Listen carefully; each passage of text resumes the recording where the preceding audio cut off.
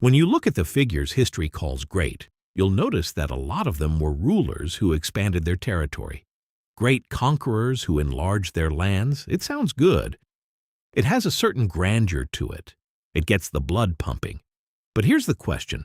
When a country expands its territory, does that actually help the people? And by people, I mean the ordinary subjects who followed those rulers at the time. For nomads, the answer is pretty intuitive. More land means more grassland for their animals to graze on.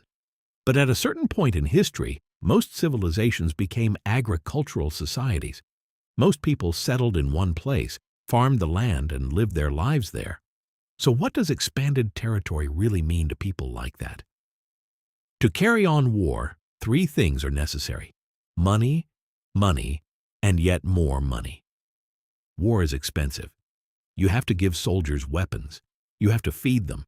And all of that comes from taxes. On top of that, soldiers are usually taken from the people who were already working. So the bigger the army gets, the fewer people you have producing food and goods, and the more mouths you have to feed.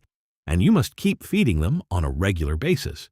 Sure, in normal times, skipping a few meals probably won't kill you, but on a battlefield, fighting on an empty stomach is basically asking to get stabbed. So if you are planning on winning, you better gather taxes and feed your army. And maybe that's why many states fought after the harvest season or hired mercenaries instead. But that's a topic for another time. Anyway, let's say a ruler fights extremely well and gains a huge amount of land. Does milk and honey suddenly start flowing from that land to feed the people? Of course not.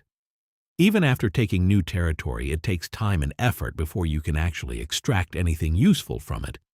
You may have to move people away from their perfectly fine hometowns and settle them in new lands. You may have to repair infrastructure destroyed during the war. And there will probably be conflict with the original inhabitants who remain there.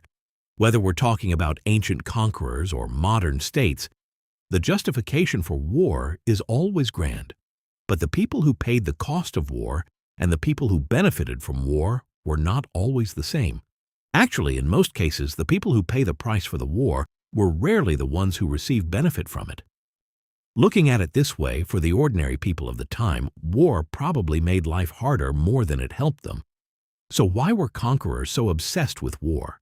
Why do wars happen? And what about today? Why do wars still happen in the modern world?